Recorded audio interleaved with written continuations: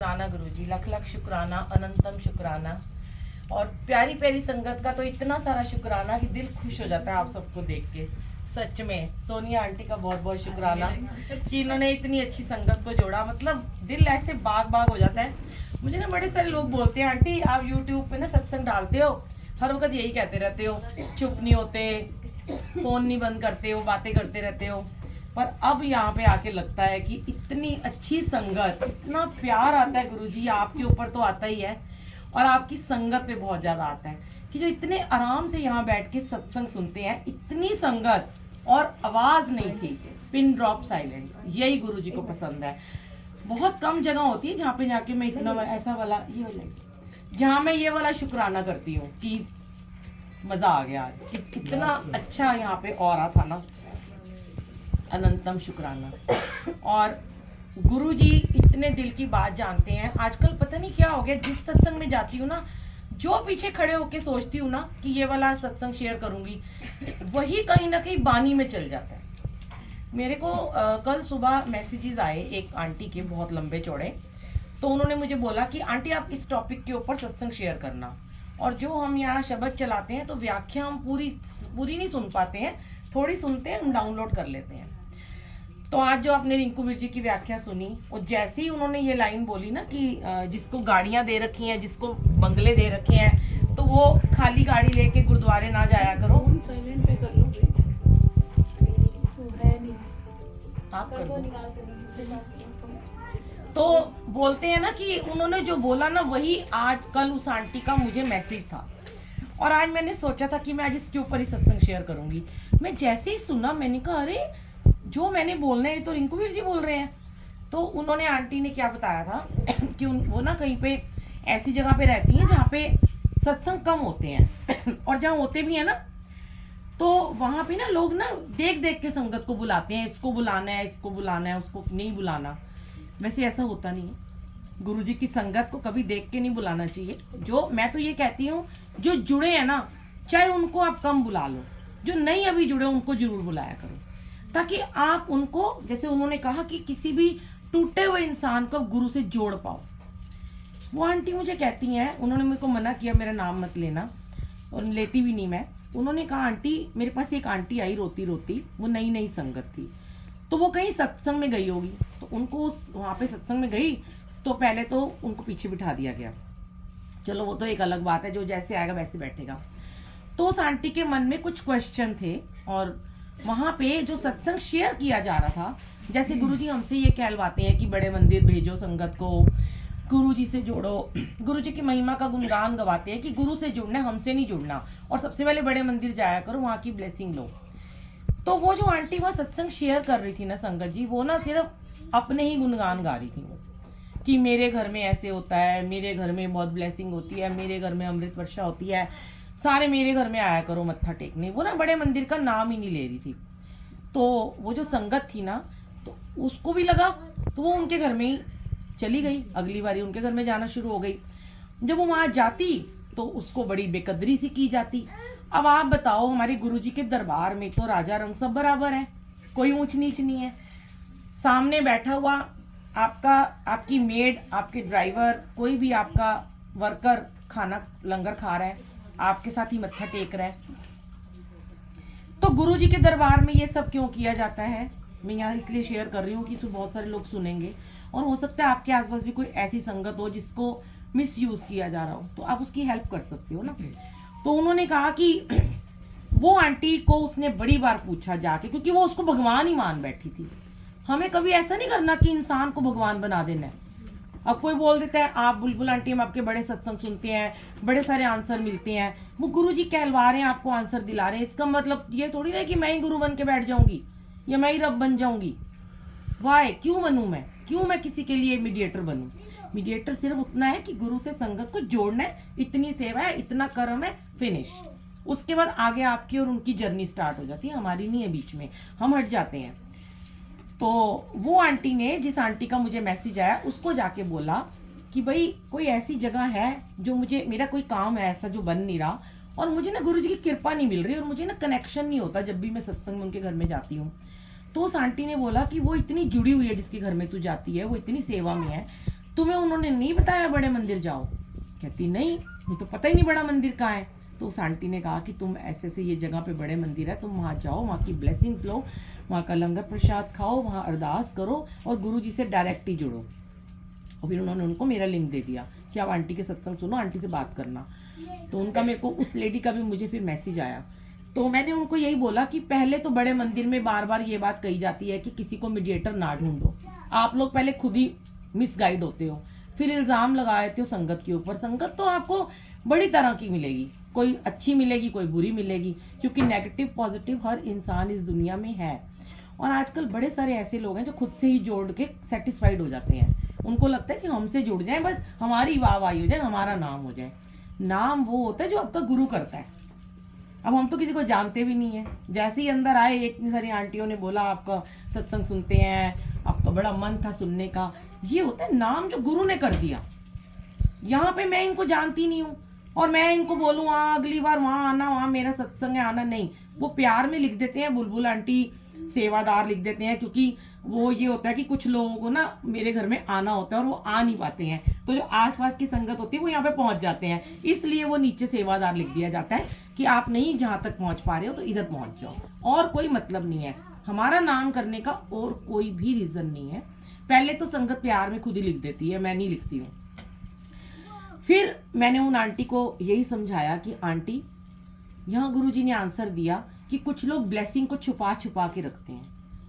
अपनी ब्लेसिंग्स को, ये एक विद्या है जो गुरु ने आपको दे दी, ज्ञान दे दिया, आपको ऐसी ब्लेसिंग दी कि आपका काम बन गया। अब आप उसको जितना ज्यादा शेयर करोगे ना संगत जी, उतनी ब्लेसिंग बढ़ेगी। ये तो शिक्षा है, ज्ञान जितना बांटोगे उतना बढ़ेगा। इसको जितना छुपा के, अब वो आंटी क्या करती थी, उसको लगता था बस गुरुजी सिर्फ मेरे ही हैं, गुरुजी को बस मुझे ही ब्लेस करते रहे, इसको ना करें, इसको ना करें। हमारी क्या सेवा है? हमसे कोई भी राह पूछता है, हम पहले बड़े मंदिर की राह बताते हैं और फिर उनको बताते हैं मंत्र जाप, अमृत वेला, ये सारी चीजें, सत्संग की महिमा, सेवा, सिमरन, कैसे जुड़ना है। मैं अपनी बात बताऊं तो मुझे तो सबको पता है, कोई मुझे ड्राइवर मिल जाए, कोई मुझे कैब वाला मिल जाए, कोई ऑटो वाला, कोई सब्जी वाला, कोई रिक्शे वाला, कोई बैटरी रिक्शे वाला, मैं जब तक उसे गुरुजी से ना जोड़ दूं, मैं उसके व्हीकल से उतरती ही नहीं हूँ। ये मेरा कर्म है, मेरा धर्म है। मुझे ये गुरु ने सेवा दी हुई है कि मुझे ये करना है, ये काम, और इसके बिना तो मेरी गति ही नहीं है। बैठ जाओ सेवादार जी। तो अभी अंकल को भी पता है, सूरज अंकल आए बड़े दिन बाद। हम ऐसे ही एक बार कहीं से आ रहे थे, भोपाल से आ रहे थे, तो बारिश हो रही थी, शताब्दी गाड़ी आई नहीं थी, तो हम लोग खड़े हुए थे बाहर, गाड़ी अभी सफाई हो रही थी। तो अंकल जैसे माला पहन के रखते हैं, मैं भी माला पहनती हूँ, पर मैं आजकल थोड़ी कम पहनती हूँ, अंकल हमेशा पहनते हैं। तो अंकल के गले में बहुत बड़ा लॉकेट था। तो एक अंकल आए, कहते हैं ये छतरपुर वाले गुरुजी हैं। मैंने अंकल को साइड में किया, मैं क्या आप इधर आ जाओ। मेरे हस्बैंड मुझे कहते हैं तुम मुर्गे फंसाती रहती है गुरुजी के लिए हर रोज ना नए नए। मैंने कहा मेरे को कुछ भी आप बोल दो। मैंने एक दिन सत्संग सुना किसी अंकल का, पुरानी संगत का, तो उनकी वाइफ भी उनको यही कहती थी, तुसी बड़े मुर्गे फंसाते हो। तो मैंने कहा आप जो मर्जी बोल दो, मेरा तो ये काम है। मैंने कहा अंकल इनसे मैं बात करती हूँ। फिर वो अंकल को मैं बताती थी गुरुजी का ये मंदिर है। उन्होंने कहा मेरे 2 बेटे हैं, दोनों के दोनों डॉक्टर हैं और हम बड़ी प्रॉब्लम में हैं, तो हमें बताओ कोई रास्ता। तो मैंने उनसे, इतने में ट्रेन आ गई। अब मैंने उनसे कहा आप किस में? उन्होंने कहा हम C1 में हैं। हम भी C1 में थे, पर उनका सीट नंबर पीछे था, हमारा आगे था। अंकल और मैं ही गए थे सिर्फ, तब सेवा में सिर्फ हम ही जाते थे दोनों जने।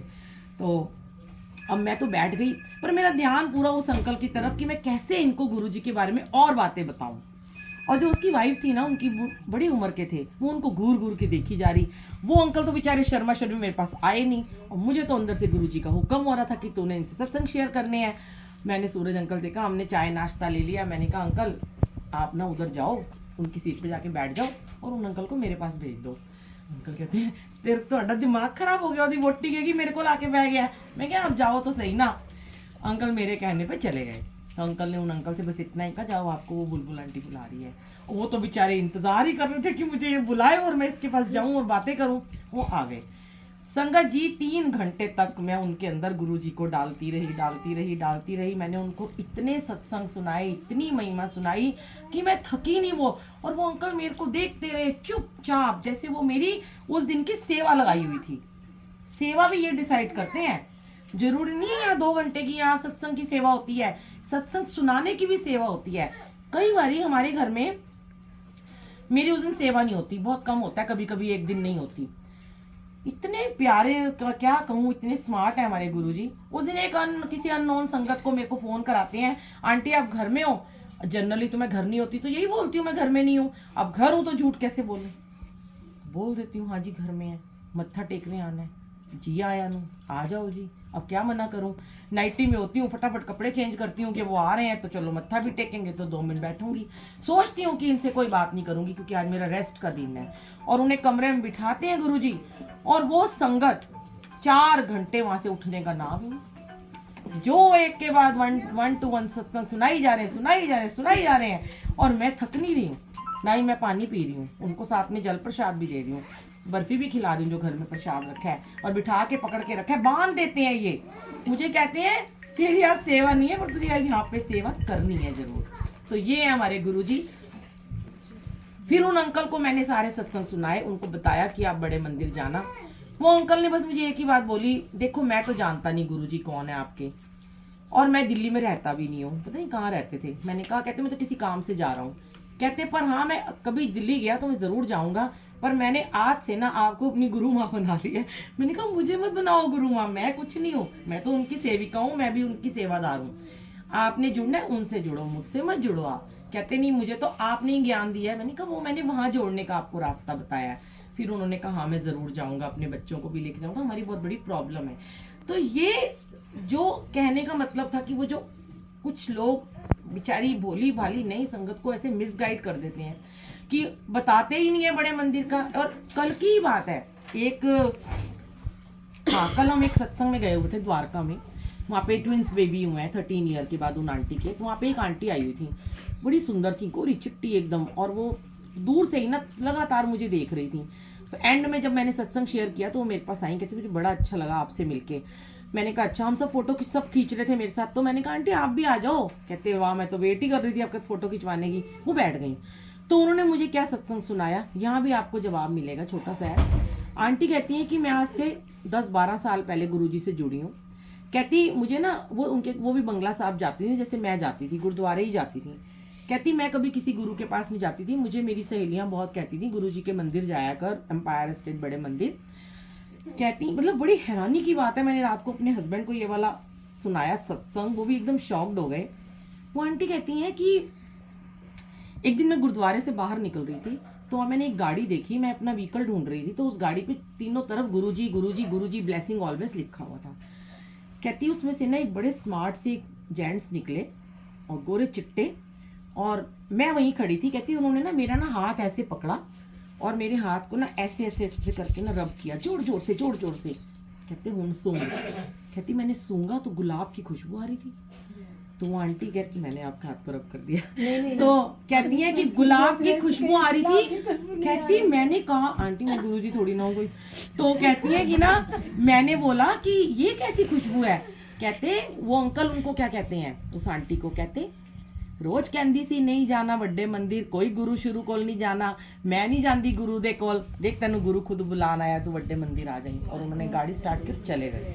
उस दिन के बाद वो आंटी बड़े मंदिर जाना शुरू हो गए, गुरु जी की हो गई। तो कितना भी कोई रोक ले किसी को, मिसगाइड भी कर ले, मैं एक बात कहती हूँ वैसे तो ऐसा करना ही नहीं चाहिए, बहुत बड़ा गुनाह करते हो आप। कर भी देना, गुरु जी खुद आते हैं लेने उस संगत को, घर से उठा के ले आते हैं। कितने ऐसे सत्संग है, मैं तो इतने शेयर भी नहीं कर पाती, सोचती कुछ हूँ फिर भूल जाती हूँ। नोएडा में जब मैं रहती थी कई बारी मेरे घर के नीचे गाड़ी खड़ी कर देते थे लोग। मैंने कहा आज मेरे मेकअप है, आज मैं सत्संग में नहीं जाऊंगी। सुबह सुबह मेरे मेकअप चल रहे थे 9-9:30 बजे, तो एक सत्संग में जाना था, वो बलराज अंकल वगैरह है मोदी नगर वाले, वो गाड़ी लेके ही आ गए नीचे। आंटी गाड़ी खड़ी है, मैंने कहा अंकल मैं तो खुद भी तैयार नहीं हूँ, हम खड़े हैं। 1.5 घंटे वो खड़े रहे क्योंकि मुझे उस सेवा में पहाड़गंज जाना था जहाँ पे सेवादार आए ही नहीं थे। ना वहाँ पेन ड्राइव थी, ना वहाँ चाय बनी हुई थी, ना वहाँ नमक पारे, कुछ भी नहीं था। और जैसे ही 12 बजे सत्संग था, शिव अंकल ने वहाँ पे आना था, 2 मिनट पहले मैं पहुंची। छोटे छोटे घर थे, कमरे 4 मंजिल पूरा भरा हुआ था। मैंने कहा आंटी आपके सेवादार, कहते आए ही नहीं। मैंने अपने घर के लिए अगले दिन मेरे घर में मंथली सत्संग था, पेन ड्राइव बनाई हुई थी। मैंने कहा लो यही चला दो। वो वहां चलनी थी सेवा, जो शब्द मैंने डाले थे अपने घर के लिए। और चाय हमने देखी तो इतने से नमक पारे, हमने कहा ये क्या है, आपके 400 संगत है।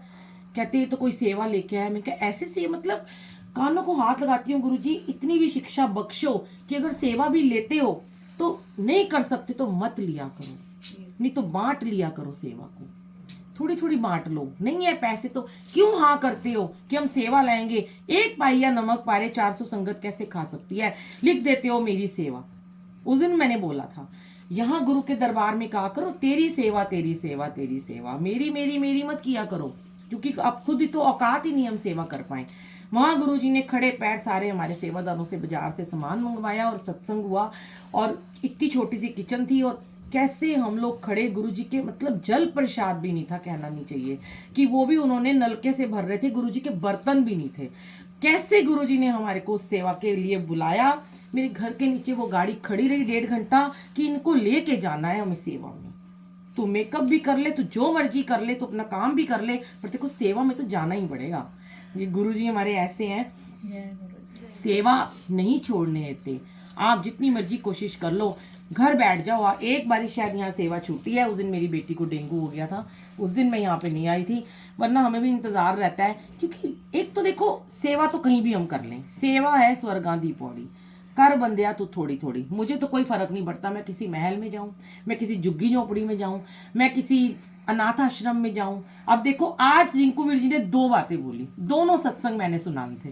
पहला ये कि जो मैं आपको बताना चाहती थी कि जब भी बड़े मंदिर जाते हो, अगर अपनी गाड़ी में जाते हो, अगर कोई जरूरतमंद जाना चाहता है, उसकी औकात नहीं है, उसको लेके जाया करो, उसको ले जाओ ना। 500 रुपये का पेट्रोल डलेगा, हम भी शेयर करके जाते हैं, 100 रुपये ले लो ना उससे किराया, वो नहीं दे सकता तब भी उसे ले जाओ, उस परमात्मा से जोड़ने जा रहे हो।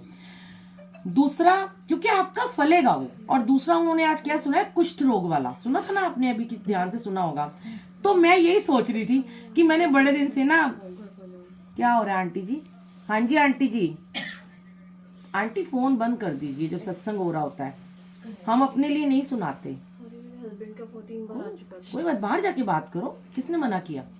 सत्संग के बीच में फोन नॉट अलाउड। या भाई तारीफें कर दी मैंने आपकी, पनिशमेंट मिल गई आपको। तो कुष्ठ आश्रम वाला सत्संग गुरुजी शायद आज फिर सुनना चाहते होंगे, शॉर्ट में सुनाती हूं मैं कि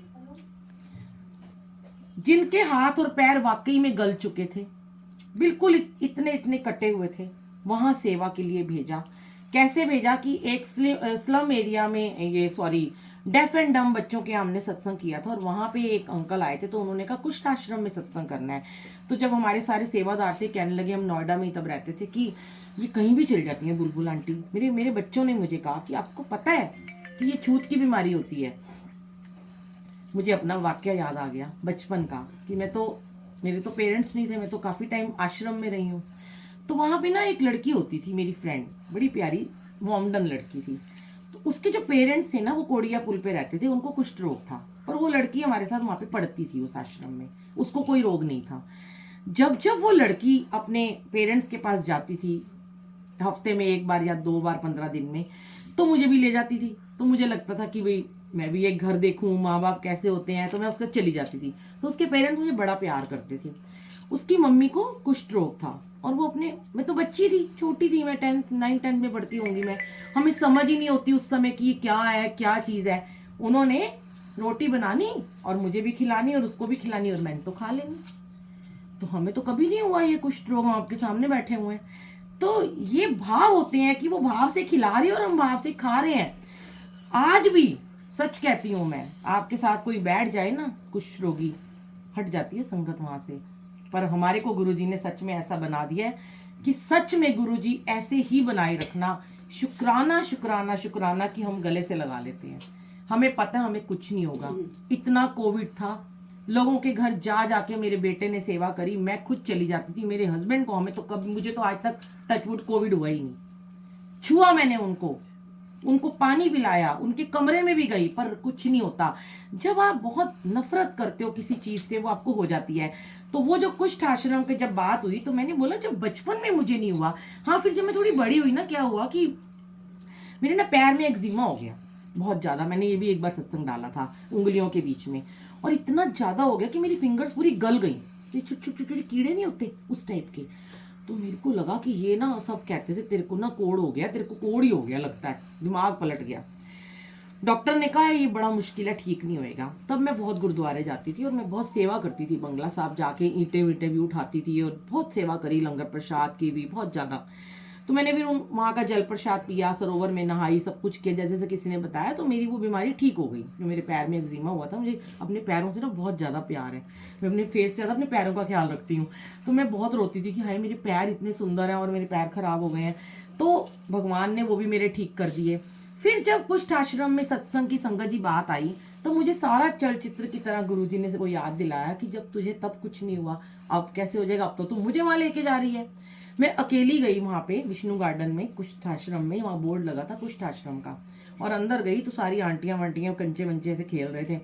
मैं उनके पास जाके बैठ गई। मैंने कहा यहाँ ना गुरुजी ने आना है। तो उन्होंने कहा मंदिर में जाके आप बात करो, यहाँ एक मंदिर है शिव जी का, पंडित जी से बात करो और यहाँ के वो पूरा देखते हैं। वो कहने लगे, स्वरूप दिखाया मैंने फोन में गुरुजी का। कहते ये कौन है? मैंने कहा क्या पता, ये आपके आए और आपके कुछ आश्रम का बोर्ड ही हट जाए। आपके कितने लोग हैं? कहते 800-900 यहाँ बंदे रहते हैं, बच्चे मिला के। मैंने कहा क्या पता किसको गुरुजी क्या ब्लेसिंग देना चाहते हो, कैसे ठीक करना चाहते हो। और हमें गुरुजी ने हमसे मैसेज डलवा दिया। तब हमें बड़े मंदिर से फोन आने शुरू हो गए, ऐसे बड़े बड़े सत्संग करते हो तो परमिशन लेनी चाहिए। तो हमने कहा आप आ जाओ। कहते जी ऐसे नहीं होता, नहीं कर सकते। मैं कहा गुरुजी अब आप जानो, हम तो सेवा करने जा रहे हैं, हम तो कुछ ले नहीं रहे, हम तो अपने पास से लगा रहे हैं, लंगर प्रसाद अपना लेके जा रहे हैं, सब कुछ हम कर रहे हैं। तो गुरुजी ने वो बात भी वहीं पे खत्म कर दी और हमसे वापस, क्योंकि इनकी मर्जी के बिना तो जोत भी नहीं जग सकती। और संगत जी जब जोत जगने लगी तो एक अंकल जिनके पैर नहीं थे, हाथ नहीं थे, रेड़े के ऊपर आए अंदर, मंदिर के अंदर, और कोने में जाके बैठ गए। तो वहीं से गुरुजी ने भाव दिया कि जोत तो यही बंदा जगाएगा। अब सारे खड़े हैं, जोत जगने वाली है, तो दुनिया आ गई, 1000 बंदा, 1000 संगत, 500 लोगों का लंगर बनाया, 1000-1200 ने खाया। आंटी लंगर प्रसाद लेके जाना, दे दो इनको, ले लो आप अंदर लेके जाओ। तो उन्होंने क्या किया कि मेरे मन में भाव डाला, और वो तो आ नहीं सकते थे क्योंकि वो रेड़े पे थे और वो बैठ चुके थे जमीन पे, उनको कैसे रेड़े पे हम लाते। जोत की थाली कभी कोई नहीं उठाता अपनी जगह से। मैंने जोत की थाली उठाई और उन अंकल के पास ले गई और सब मुझे देखते रहे। और मैंने कहा अंकल आप जोत जगाओ। उन्होंने ऐसे, उनके हाथ थे, उन्होंने ऐसे ऐसे करके माचिस से जोत जगाई। रो रहे थे हम सब सेवादार की कैसी सेवा ले रहे हो गुरुजी। और उन लोगों के साथ इतना डांस किया, फोटो खिंचाई, उनको लंगर खिलाया, उनके साथ हम बैठे, कुछ नहीं हुआ किसी को भी। तो भाव होना चाहिए मन में। कहीं भी जाते हो ना, बहुत बार ऐसा देखा गया है, कोई बहुत बड़े घर में जा रहे हैं, बहुत ज़्यादा लैविश सत्संग हो रहा है, बैंक्वेट में हो रहा है, सब पहुंच जाते हैं। स्लम एरिया में कोई मेड बुला ले, वहाँ पहुंचेगी नहीं संगत, पहुंचेंगे ही नहीं वहाँ पे सेवादार। ये सेवा गुरुजी ने बख्शी हुई है। हर कोई ऐसा बने कि अपने मन को इतना निर्मल, गुरुजी का नाम ही निर्मल सिंह है, निर्मल सिंह उनका नाम है। खुद को निर्मल नहीं बनाया तो क्या फायदा हो गया। अपने आप को निर्मल बना लो, इतना सॉफ्ट बना लो कि इस दिल में करुणा, दया, बस सद्भावना, प्रेम ही प्रेम हो। और आज सारे जितनी संगत बैठती प्रेम के वशीभूत बैठे हुए हैं। चिढ़ने वाले, जेलस करने वाले, नफरत करने वालों का यहाँ पे कोई काम नहीं है। गुरुजी उनको एक बार बुलाएंगे, दूसरी बार बाहर कर देंगे। वो प्यारी सी एक आंटी बैठी है ना कुर्सी पे, शुरू में थोड़ी सी खफा हो जाती थी मुझसे, मुझे अभी भी उनका नाम याद नहीं है। आज आते ही गले लगा कहती लव यू, मैंने सुना नहीं है, कहती मैं तो लव यू क्या है। मैंने कहा I love you so much aunty. तो ये देखो, ये प्यार है, ये गुरुजी ने इनसे प्यार दिलवाया मुझे। शुरू में आई थी तो थोड़ी, मुझसे लगता है, मुझे पता है, थोड़ी थोड़ी वो होती थी, चुप हो जाओ, बातें मत करो। आज वो मुझे लव यू कह रही हैं। क्यों कह रही हैं? वो गुरु कहलवा रहे हैं। मेरी औकात नहीं थी, मैं तो तब भी ऐसी थी और आज भी ऐसी हूँ। मैं तब भी कहती थी बातें मत करो, आज भी कहती हूँ बातें मत करो। पर जिसने समझना था ना, वो आज आप सबके रूप में, एक बार सबका दिखा दो, क्या सबके रूप में आज आप बैठे हो और आप सारे गुरु रूप हो। सच कह रही हूँ मैं, इतनी संगत जो बैठी है ये गुरु तुल्य है। गुरु जी ने आपको ऐसा बनाया है, इतना ओबीडियंट बच्चा बना दिया, इतने अच्छे आपको बच्चे बना दिया कि जिंदगी में कभी भी कहीं जाओ ना तो दुनिया को वैसे ही बनाओ जैसे हमारे से आप सीखे हो। वो आपकी सेवा होगी। किसी को गलत मिसमैनेज करते हुए देखो, उसे टोक दिया करो, डरा मत करो। गुरु की सेवा में डर नाम की कोई चीज नहीं है। अपने लिए थोड़ा ना कर रहे हैं, यहाँ मेरा कौन सा भला हो रहा है। अगर मैं आपको बोलूंगी तो भला तो आपका होना है, मेरा थोड़ा ना हो रहा है कोई। है ना। ये आंटियां ये सब बड़ी पुरानी है, वो मुस्कुराती रहती हैं। शुरू शुरू में कहती थी ये बुलबुल आंटी यहाँ पे कभी ना आए, है ना, सोचते होंगे ऐसा कभी नहीं कहते। नहीं कहती। Thank you so much, sorry अगर मैंने ऐसा सोचा।